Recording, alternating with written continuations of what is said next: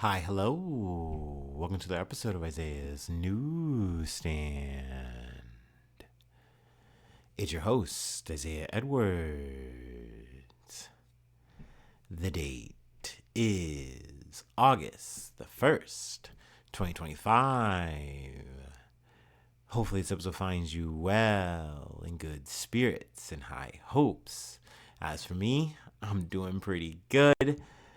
Happy Friday to ya. Hopefully everything is feeling Friday for you. We'll get to how my day is kind of a bit bittersweet right now. I'm kind of going through it. But overall, I'm going to say, and I'm going to label today a good day. It's been a good Friday. But we'll just do the rundown, and I'm sure you'll figure out where things get rough. So we start off the day, a bit sleepy, it's a sleepy Friday, but I'm happy to get in and get through it. But we do have a late start. I think I wound up like about 20 minutes late, so that was no good. But overall, I came in, immediately realized, it's not too busy. It's still pretty slow. So that's good. That's great. Overall, today was like a good vibe at work. Got to talk with maintenance and, yap it up a little bit, handle work. It wasn't overwhelming, nothing crazy. Overall good in that regard. Great.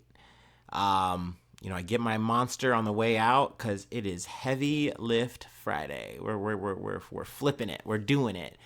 And I get there. And also this is going to be the first time I'm going to try my weight lifting belt. So I'm like, all right, I'm hoping that this makes these heavy lifts easier. Things should be great. But, first things first, I usually like to start with like bench press and then incline bench. And both of those go well. I'm like, oh yeah, we're actually moving things a little bit better. So we love that. That's progress. That's great. Things are going well. We love how we're starting this off. I'm pretty pumped already, right? I'm playing like some new music. I'm in a good groove. And I set up for the squat. And this is where we're going to use the weight training belt. I know I keep saying weight training, and it's weight. It doesn't really matter, but it's weightlifting belt, whatever. I go ahead and strap up, and we're set up, we're strapped up, and I got a lot on that. I got a lot of meat on my plate. You feel me? And I will say though, I squatted this last week, and it was fine. It was fine. Like, we were able to, I think, get 4 to 6 reps on the squat. It's where we struggled was the deadlift. And even then, it didn't, like, kill my back. It was just like, okay, whatever. This is our limit for right now. That's okay. We'll work on that, right? And so here, we were doing the squat. First squat, I go down, and I just feel something terrible. Like, it felt like as if there's some kind of, I don't know, I'm describing human anatomy poorly and doing a poor comparison at that, but like as if there was like some kind of string, like almost like a guitar string, like next to my back is what it felt like. And it felt like someone just took like a steel hook and just yanked that motherfucker into my back. Like that's what it felt like. That's how I describe the feeling in the moment. And I've never felt something so graphic go on inside my body. And I was so scared. I was so fucking scared and in so much fucking pain. I was able to, and this is where you thank God it's a Smith machine and not like, a normal one, right? Because I definitely either would have dropped it or gone down, whatever. But I was able just to kind of, finish the partial and put it up. And I sat down and I was like, oh my God. Oh my God. Like just in my head, I just know like this is bad. Like, what am I going to do? And what did I do? I finished the workout. I kind of just shift into like a zombie mode at that point where I'm essentially just kind of doing like a flat line, like 45s. I think at one point I was able to get a deadlift to 225 or whatever, but it's just like, well, who cares? Like I just go through the free weights. I go through the rest of my workout. I don't want to say I limped through cardio. We just walked most of it. It was as kind of mid to low intensity as I could keep it because I could feel it. You know what I mean? I could just feel it, and I can't stop feeling the pain. I go home. I take some Advil, and literally this entire time, I'm so stupid. I live my life with like thinking I'm in a video game where I'm like, it's okay, Isaiah. What you're gonna do? You're just gonna go sleep. You're just gonna go to sleep. And if you go to sleep, it's like you just it's like a game. It's like D&D. You just rest and you'll feel better. You'll be fine. It'll be okay. Dot dot dot. Like, and I just know that even that's not the case. And honestly, I was just so loaded up on caffeine. I'm still loaded up on caffeine. I just couldn't. I just laid down, and I guess it was at least to a certain extent nice to kind of lay down, slowly rotate around a little bit, watch some YouTube shorts. But yeah, I'm in a bad way. I like pain wise, I would say it's like a 3 or 4, but it's just so sharp and it's so steady. And like even to the point of like if I sit too long, I like I feel it in my legs, like at least my hips. That's not good, So we made a foo-foo, and what do I think went wrong? Because this is important to know, like at least kind of diagnose, try to figure out, right? It's best to my fucking dumb ability. I obviously don't think it was the belt's fault. It's my fault. I had some kind of bad form. And here's the thing. I think it really is my ignorance in terms of this thinking, ignorance and hubris of thinking, okay, I've been doing this for 11 months now. Like, what's the belt? It's just the thing you add on. Just as long as you keep up with your form, you're good. But earlier, I was like, watching a video, just like hey, let me go through do a quick rundown of like, maybe there's some nuances I need to know. And the idea, and I had heard this before, of bracing against the belt in terms of like you want to push out your abdomen or your core as if you're like crushing a grape. And I was trying to do that, and I felt like I was successful, but I was so focused on doing that when I was going to do the squat. I think I lost track of something. That is my guess, is that I lost track of something, and my form was poor, plus the heavy weight. It just was like, oh no, oh no. And my body was like, what are you doing? And then just does this back spasmy thing, and now I'm in just massive amounts of pain. So that is how the gym went. That is how the gym went. So we're here now. We're yapping it up. I don't feel too great in that regard. But that being said, I want to say it's a good day, damn it. We learned a lesson. We just got to do better. I'm hoping that I do feel better by tomorrow. At least I'm on the road to recovery. Obviously, from here on, I don't know what my weekend looks like in terms of lifting. I will keep y'all posted, in gym in general. Gosh, I'm already like, I'm sure I can go out. Surely tomorrow I'll be able to go out. So I'm really just knock on wood vibes for me that we'll be feeling better tomorrow, at least a little bit. But yeah, we learned a lesson, and I don't know. I know that I gotta really check myself at the door here a bit and just say, hey, we want to get better. We need to be smarter about it. We want to improve ourselves, yes, but we need to be as safe as we can, which was the whole fucking point of the belt, which I'm very frustrated about, But you got to use these tools properly, obviously. Excuse me. So, that's on me. And I want to do better. I'm going to do better. And I just hope I feel better soon. Anywho, enough yapping about my precious little life. Let's go ahead and do our startup and get into some news.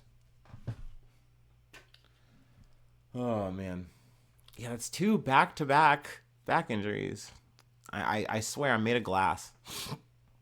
I hate it. It's like all of the stuff that like all of the like older heads have been like telling me and like why they're so impressed with me. Like it's all starting to really hit in moments like this where I'm just like, yeah, like this is a part of the process because I won't stop. Even though the thing that sucks too, and I know I'm actually yapping even more, if let's say I take some days off, sure, I still have this moment because I'm a fucking dumbass and I don't fucking level into this belt properly, and I fuck my shit up. So one way or another, I was cruising for a bruising today, I guess. You know what I mean? Because I could have been practicing with this belt, but I was like, nah, I got it. I'm gonna be fine. Anyway.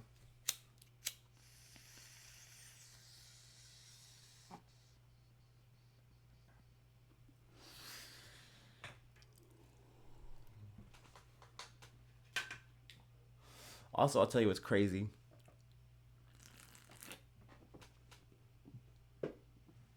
Yummy. As much pain as I'm in, I would still rather this than a cold. Colds fucking suck. Anyway, um, let's actually, before we get into the news, it's the first of the month. So it's time for the newsy roll call. Roll call. Anyway, Stephanie Renee, Edward Haas, Mama Bear, Aaron Walden, Foon Nguyen, and a shadowy other newsy. Ooh, no, but thank you so much, y'all, for your support. I really appreciate y'all so much, not just obviously for listening, but bumping it up that extra level with the financial support. It's super cool. I'm so thankful for that.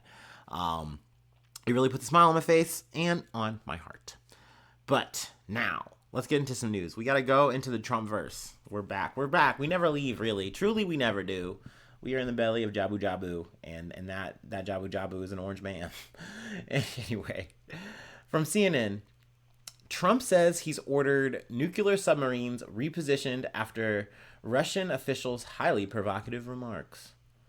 President Donald Trump issued a rare threat of nuclear escalation on Friday, saying he had ordered 2 nuclear submarines to be strategically positioned near Russia in response to what he said were aggressive remarks by Dmitry Medvedev, the country's former president and current deputy chairman of its Security Council. I have ordered 2 nuclear submarines to be positioned in the appropriate regions, just in case these foolish and inflammatory statements are more than just that. Words are very important, and I don't know why I want to say it like that. Fuck it. Words are very important and can often lead to unintended consequences. I hope this will not be one of those instances. Thank you for your attention to this matter! Exclamation mark. Also, I love that this is him being catty online. He just won't stop. He's such a diva. He's such a fucking queen about all of this shit. He literally got into essentially a Twitter spat on, his favorite little True Social app. He's truthing out, and he's like, you know what? Fuck it. Let's just fucking crank that nuclear clock up another fucking notch. I don't give a damn. I don't give a good goddamn. Bro, he also closes this out just from the article. I kind of just want to just kind of screech through. This is Biden's war, not Trump's. I'm just here to see if I can stop it. Dude, truth up. I want to up truth that. I wish I could, dude. I wish I could. I can't though. I don't fuck with truth like that. But god damn, that's so funny. He's so catty. Like, this whole back and forth leads to this, where potentially now you might have to like wake up and be like, oh shit, we're in a nuclear war right now. I don't think it's that deep, actually. I'm kind of razzing. I do think it's just a spat, and it kind of dovetails along with the idea. We didn't talk about this, actually. Trump has escalated the deadline for the ceasefire. He initially, I think, said, 50 days? Yeah, 50 days. And then he's like, fuck it, it's actually like 10. So, he definitely increased the choke time on that. But this is stuff that Trump does. And also, overall, the response out of Russia is just shrugging. They just don't care. I mean, you see in this situation where it's like they're poking at him. They're just kind of trying to incite him. They're trying to be like, we're not that scared of you. I wish I should have read this, but just going bar for bar with dude. Like, he just doesn't give a shit. Which is this Medvedev guy's kind of his style, his angle. He likes doing this. He likes talking this shit. He likes really talking about, hey, I'm going to push the button. And essentially these guys got into a mid-ass like saber rattling off. You know what I mean? So that's fun. That's cool. But let's move on to, we got to talk. This is a big conspiracy. This is a big conspiracy related. We've been doing a lot of, Epstein talk. Like I've said, this isn't, sadly, an Epstein summer. It just is. And I wish it wasn't. So naturally we have to talk about Epstein and all his good friends, like Donald. Like Ghislaine, So here we are. From USA Today. Epstein accomplice Ghislaine Maxwell quietly moved out of Florida federal prison. This was a surprise. I mean, I think everyone is generally like, wait, what the fuck? What do you mean? Like, huh? And the more I read, the more I was like, well, goddamn, I guess this is where she at least gets something. Ghislaine Maxwell, the convicted sex trafficker and longtime associate of Jeffrey Epstein, has quietly been moved from a federal prison in Florida to a lower security facility in Texas. A Federal Bureau of Prisons official confirmed August 1st. I want to pause right here because the Federal Bureau of Prisons, apparently the acronym for them is BOP. It's BOP. So they use that a lot throughout the article. So, sorry. You know, if you've ever heard that term before, you're just like, what? Huh? Anyway, the transfer comes as Maxwell's attorneys are pressing the U.S. Supreme Court to overturn her conviction, while also seeking a pardon or commutation for her from President Donald Trump in exchange for her cooperation in the Epstein investigation and broader sex trafficking issues. Maxwell spent 2 days last week talking to Deputy Attorney General Todd Blanche, Trump's former personal defense lawyer, a courthouse near the Tallahassee prison where she was serving a 20-year prison sentence for sex trafficking related to Epstein. We can confirm Ghislaine Maxwell is in the custody of the Bureau of Prisons, or BOP, at the Federal Prison Camp, FPC, in Bryan, Texas. BOP inmate locator. See, like, what? BOP? You're a BOP inmate locator? You find all the BOP inmates? Okay, sorry, I gotta stop. Official Benjamin O'Cone said in an email to USA Today. The New York Sun newspaper first reported the transfer. Maxwell attorney David Oscar Marcus also confirmed to USA Today that Ghislaine was moved to Bryan, Texas, but we have no other comment as to why the transfer was made and who requested it, because people want to know that. Let's see. I'm gonna scroll ahead here. The move sparked concern from the family of one of Maxwell's most vocal accusers, the late Virginia Giuffre, that the transfer is part of an undisclosed deal between the Justice Department and the Trump administration. In recent days, they have expressed worry that Trump and presidentially appointed leaders in the DOJ are trying to silence Maxwell without receiving any input from potentially hundreds of accusers who say she and Epstein sexually abused them and forced them to have sex with prominent men who have not been identified publicly. The family is scrambling right now to figure out what's going on. Spokeswoman Denny, or we're going to say Denny, Von Muffing, told USA Today they don't understand why this is happening.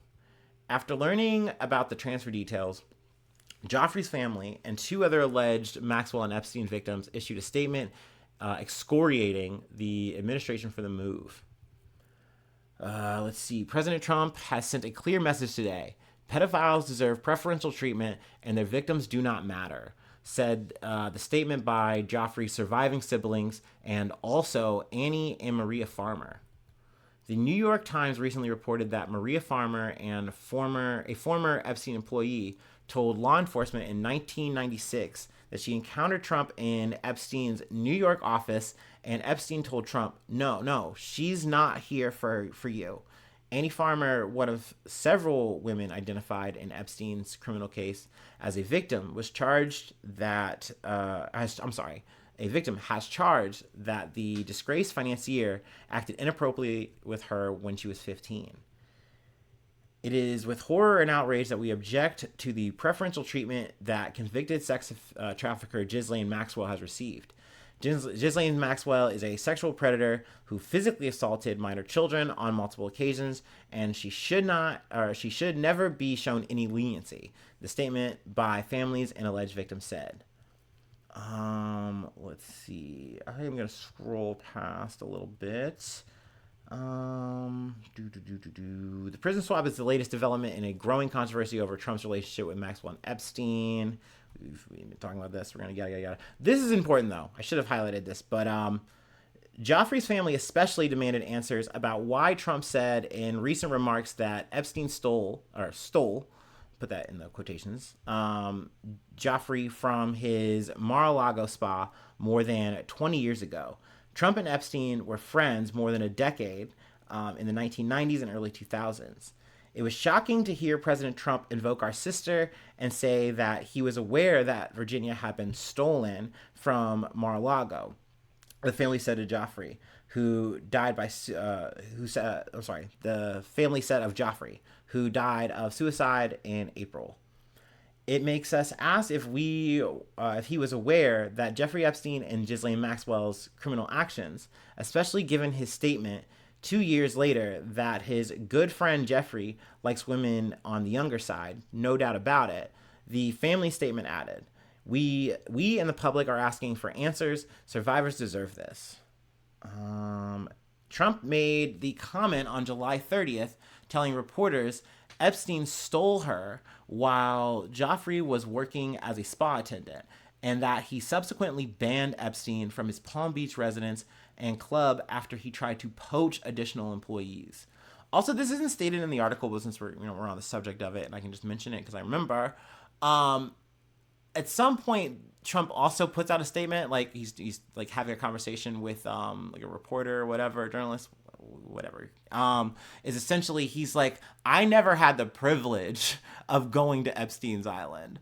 Like, bro, why did you say it like that? Like, why are you saying any of this? Like, I get it. You're being prompted to ask these questions, and you think, well, I have nothing to hide, so I'll just answer. But it's like, answering like this is just, it just seems so incriminating. There's nothing redeeming about this. I feel like you have to do a backflip in order to make this make sense. Like, oh, okay, well, since it is so evident, we can tie the dots. So like this, like, wait, why do you have kids working at your spa? Oh, okay. Like, you see, just saying nothing, because we've talked about this before. If you just say nothing in the situation, then eventually this starts to dissipate. It starts to go away. You hear it less often. But because he keeps engaging in this, he keeps trying to fucking fix it. You even have the situation with Maxwell in the first place. Like, they are coming to her and getting the leverage here and giving the leverage. Like, that's how you wind up with a situation where she now is going to be in a minimum security prison, which I think I'm going to kind of just fast forward a little bit now. Because this prison is the same prison that Elizabeth Holmes, the Theranos, scam goddess. We've covered her a little bit. You know what I'm saying? This is like white collar crime style shit. It is a camp. Technically, as a sex offender, Ghislaine Maxwell should not be here. She's not allowed to. She has to get a special fucking permission to do that. It's like a public safety thing or something like that. I should have had this at the ready, but I didn't. I'm getting ahead of myself. But essentially, somehow, some way, like we haven't figured it out yet. It hasn't come fully to light yet, but she was allowed this, and this is where she's at. She's in Bryan, Texas, essentially in a light work ass fucking scenario that, once again, someone of her criminal caliber should not be in at all. And it's coincidental that it lines up with her being, super compliant with the Trump administration. And the Joffrey family coming out with that angle was something I hadn't heard or thought of that way before. And I'm sure people are buzzing about, in forums or whatever, that essentially they went to her to be like, hey, we want to hear everything. What we don't want to hear is anything about Trump. You know what I mean? And it's like, yeah, but we don't know. No one was in the room. We don't get to hear this. We don't get to, actually know what the fuck is going on right now. Everyone is in the dark. And on something as, conspiracy ridden as this, there's no way that people aren't going to make these, conclusions. They're not going to, everyone's going to wind up at these places. I completely get it. So yeah, I mean, it just seems like it's just getting ickier and ickier and ickier. I can't imagine. I think no one could imagine that she was going to get anything out of this. You know what I mean? Like, because yes, he said oh, I could do it, but I'm not gonna do it. He even goes on further to say I'm not gonna give her a pardon. I'm not gonna give her clemency. Not that. I'm not doing it. But you threw her a bone, getting her out of the low security prison that she was already in to something that's even less. That's wild to me. The PSF is public safety factor. Which can be waived, but you need an official to do that. But once again, we just don't have the details on that yet. At least my dumbass don't. Let's see here. Like I said, there's more details here. Obviously, if you would like to just extrapolate them, we are just going to go ahead and move on. I don't want to kind of corkscrew all the way around. But I did feel like this is a relevant update to at least talk about, put my 2 cents on. Because once again, I was shocked. I was like, God damn. Don't get me wrong. I do think that the worst case scenarios are bound to happen when it comes to the Trump administration. So like, is it that surprising? No, but at the same time, I think, because I mentioned it, if it really shakes out that in this whole releasing the files, or the not even that, but like, Trump in terms of the campaign of like, yeah, I'm gonna be your champion, I'm gonna be your hero, you know what I mean, like, to his like old crazy, QAnon base, like, I'm gonna fucking drain the swamp and get rid of all the pedophiles and all the freaks and shit, and like, you're gonna free one is what you're gonna do. Like, that was the initial concern, and it's like, okay, maybe not free, that's such a strong word, but like, give her like a fucking, like, an easy ass fucking chill spot to just do her time. Maybe we do that. I think people are right to be very flabbergasted by this. I think that it's a wow moment for sure. But we'll see what happens next. We'll see what is around the bend. Let's go ahead and move on to our next story. All right. From the Associated Press. Montana manhunt continues after 4 killed in shooting at a bar. A shooting at a Montana bar left 4 people dead Friday, prompting a lockdown in a neighborhood several miles away as authorities searched for the suspect in a wooded mountainous area. The shooting happened around 10:30 a.m. at the Owl Bar in Anaconda, according to the Montana Division of Criminal Investigation, which is leading the investigation. The agency confirmed 4 people were pronounced dead at the scene. I just want to pause because I feel like I would fuck with the Owl Bar in Anaconda. One, that's what a sentence, right? That goes hard. I did get to look at some pictures. It's a bar I would like to visit. Let's like kind of stop by. It's definitely a type of bar you have like a last call at. You know what I mean? Or you do your last your drinks at. You feel me? I don't know. I can see that being the closeout bar. That's what I'm thinking of. That's the words I'm trying to scrounge together. Anyway. The suspect, who was identified as 45-year-old Michael Paul Brown, lived next door, according to public records and bar owner David Guerder. The bartender and 3 patrons were killed, said Guerder, who was not there at the time. He believed the 4 victims were the only ones present during the shooting and was not aware of any prior conflicts between them and Brown. He knew everybody that was in that bar. I guarantee you that, Guerder said. He didn't have any running dispute with any of them. I think he just snapped. It's just so sad. Like, that's so sad to me. The idea that there's no reason for this. Like, once again, we're talking another kind of impulse killing, but like at your local watering hole, and it's your friends, like, or at least people you've seen these people. And like, I hate to do this. This is a shitty fucking podcaster thing to do, to be like, well, what about me? Made me think about me. But it did, y'all, because I'm thinking about my local bar that I like to, fuck, it's a Freudian slip, whatever. I and my friends, we a few of us, we like to just, end it out at. And like, yeah, is it sleazy? Is it nasty? Is it like, sleazy's not really sleazy. It's just more like, oh, do you really want to be here? Maybe not, but it's a good time, and it's cash, and it's cheap, and it's cool for that. You know what I mean? It's a cool vibe for that. But I'm sorry. I immediately was like, oh my God, this could be me and my homie. This could be me and the homies. We get done up. We've had some technically close calls. If I speak. No, but it's just one of those things where I'm like, God damn. Like, it did hit close to home in a way, and it made me bummed, because it's like, once again, it could have been someone it could have been you, whatever. It's just, that's sad that it happens. Like, once again, in a situation where everybody knows everybody, there's nothing you could have done. You just wanted to have a drink, and now boom, it's over. That's crazy. That's so sad and crazy, man. That bummed me the fuck out. But let's continue. Brown's home was cleared by a SWAT team, and he was last seen in the Stumptown area, just west of Anaconda. I love the area. I love the town names here. That's cool.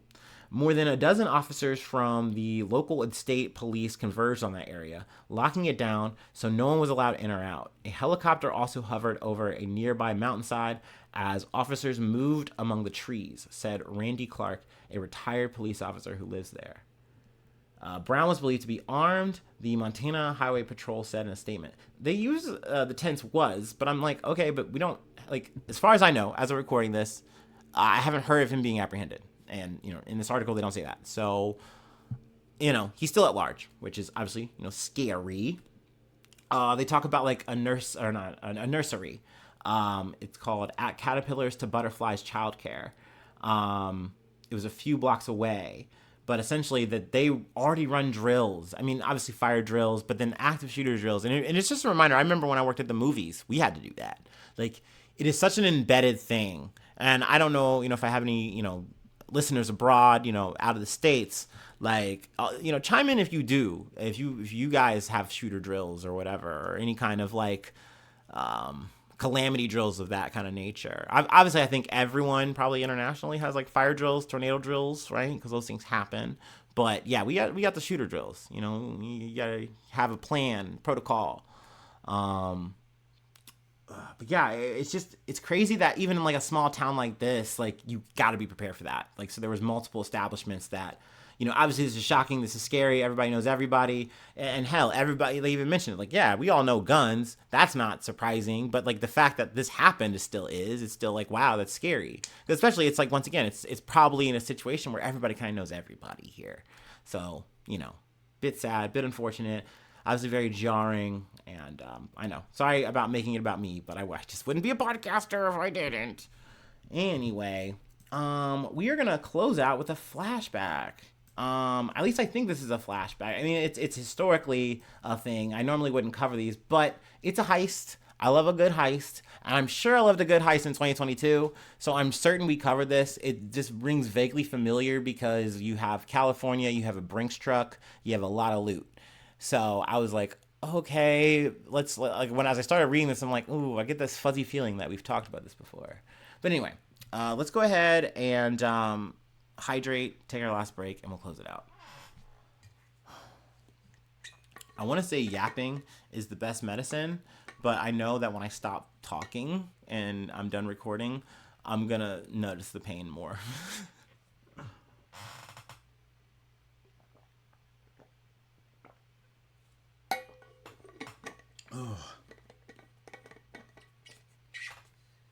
Oh, man.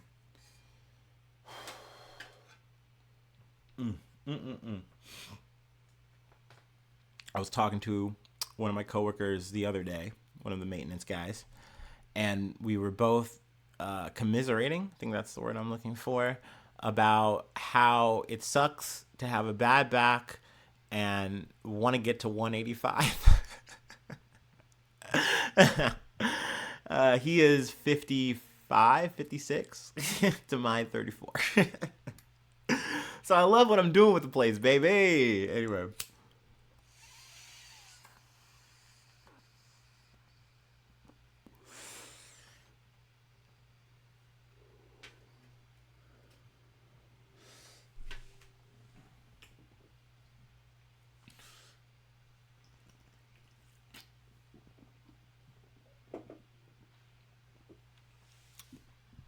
Oh, beer.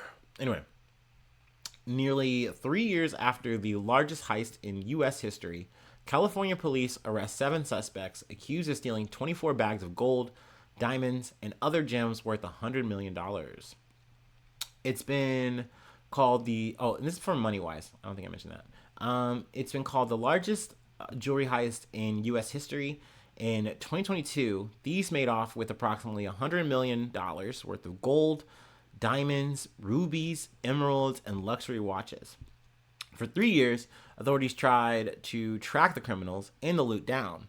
As KTLA 5 reports, federal officials got a big break this June when they pulled over a vehicle en route from one jewelry show near San Francisco to another in Pasadena. In the process, they recovered some of the stolen goods. 7 men are indicted on indicted. Ooh, there's a frog in my throat. 7 men are indicted on federal charges in connection with the heist. If found guilty on all counts, they each face prison sentences of 20 years or more.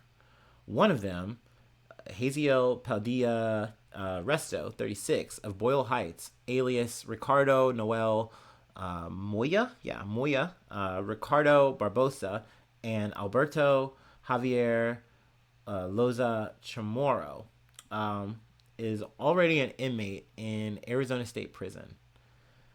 Let's do a quick rundown, I guess, of the accused. Carlos Victor Mestanza Serrado, Pablo Raul Lugo Leroy, alias Walter Laza.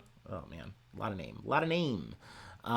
Victor Hugo Valencia Sorozano, Jorge Enrique Alban, Jessen Nelson Priscilla Flores, Eduardo Macias Ibarra, and the ages range from 31 to 60. So a various crew. It's like almost like some like Ocean's 11 ass shit.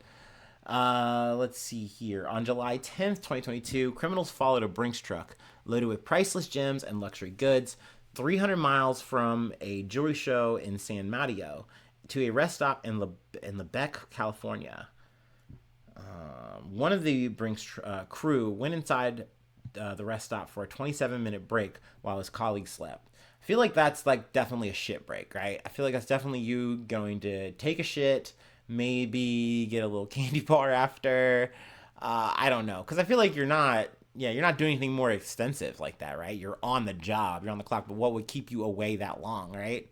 For me, a big sneaky dookie.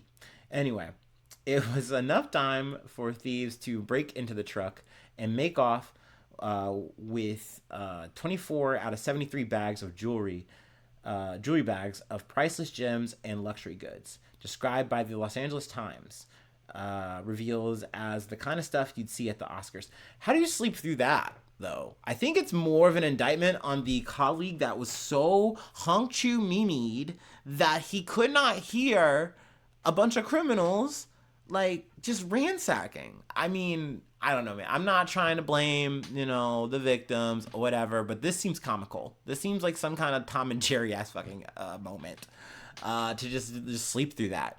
Like, I guess the criminals are like just padded footed. I don't know. Anyway, authorities also accuse Mestanza, Padilla, Lugo, and Valencia of allegedly stealing $240,500 or $573 worth of Samsung electronics from an interstate cargo shipment in Ontario, California on March 2nd, 2022.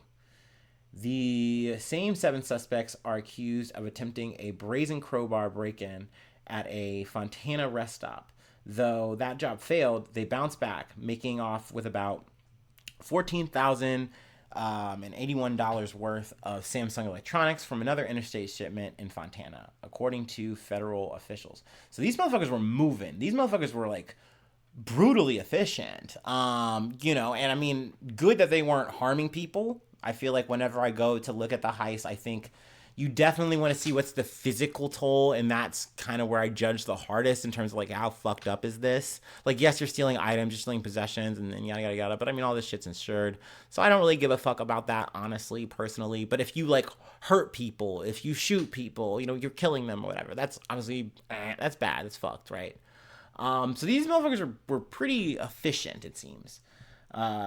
Just saying that, giving credit where it's due, obviously, don't do these things. I'm not advocating for it, but whatever. Another thing you gotta do as a podcaster, absolve yourself of any kind of guilt. Let's see. Industry experts say high value jewelry thefts are surging and that thieves are outpacing security measures with sophisticated criminal tactics. Jewelry's compact size and high value make it an attractive target for thieves. In 2023, reported losses reached $133.2 million, a 2.9% increase from 2022, according to the Jewelers Security Alliance. Just kind of fast forwarding a bit. They talk about some of the methods that, robbers, criminals will use. Mobile hunting cameras, which I kind of have to imagine is like drones, right? And they also use Wi-Fi jammers, on alarms, and I'm like, that's so techie. Once again, gotta give credit where it's due. That's fucking cool. Like, we're doing cyber crime on it, boss. Like, god damn, that's kind of fire. That's kind of fire. Obviously, don't do it. Don't do it. That'd be bad. I won't. That's not. You will never get a shout out. I will never shout you out. You do a crime and you listen. That'd be crazy. Don't do that. Be fucked up. I don't need that kind of heat. Don't give me your star rating. I don't want that. I want your star rating in terms of, like, 5 stars, but I don't want them 5 stars on my house with the fucking SWAT thing. No, so don't do that. Let's see. Yeah, they're just talking about ringing the alarm, so to speak, in terms of just like other jewelers just being aware, being more careful, yada yada yada, and then they close out the article. So, I love a good heist. I wanted to close out with that. I've been actually itching to just cover that story, but it's a flashback, and there's been more important things to cover. So yeah, I'm glad we got that in. And yeah, let's see. If you'd like to help out, support the effort, I do have a Patreon. We do the roll call once a month. So in September, my birthday month, no less, you can become a newsie. And that's a good shout out, right? It's a good time to be a newsie on my birthday month, right? But yeah, that's coming up. That's a thing. Anyway, thinking about it. No, I don't like being that person. Like, it's my birthday month. Like, no, you get one day, dude. Once you get past like 21, stop. Like, just stop. Like, you know what I mean? Don't do that. That might be just a personal gripe for me. But I hate when I'm on the fucking Facebook and you see a motherfucker like, it's my birthday month. No, it's not. It's not. You have a birthday. You have a birthday. You're not a zeitgeist. You're not an enigma. You're not Zordon. You're not anybody. You're just a person. Don't be weird about this. Just do one day, man. Stop making a hullabaloo. Anyway, I'm sorry. I'm off the rails. Free ways to hit me up, IsaiahNews1@gmail.com. Feel free to follow me or the podcast on any of the socials. Subscribe to the YouTube. That's a free action. That helps out. Leave a like. Leave a cool comment. Sharing is caring. I'm skipping ahead, but TikTok. Follow on TikTok. Follow on Spotify. Follow on Apple Podcasts. All those platforms. Like I said, I mentioned the stars. I want the ratings. Give me good reviews. Those are sick. Those are awesome. Don't shout me out if you do a crime. That'd be so lame. Worst name drop. Don't do that. That'd be terrible. No, I won't. I will not give you ups on this. I will not. I will cover your story in a very mean way, and I'll make you look silly. Don't do it. You'll look sillier than I do, or you look as silly. I can at least promise you that. Anyway, let's see. That's it. That's all I got. Thanks so much for tuning in. Thanks so much for being a friend, and hopefully I see you soon for some more good news. I love ya. Bye-bye. Mwah.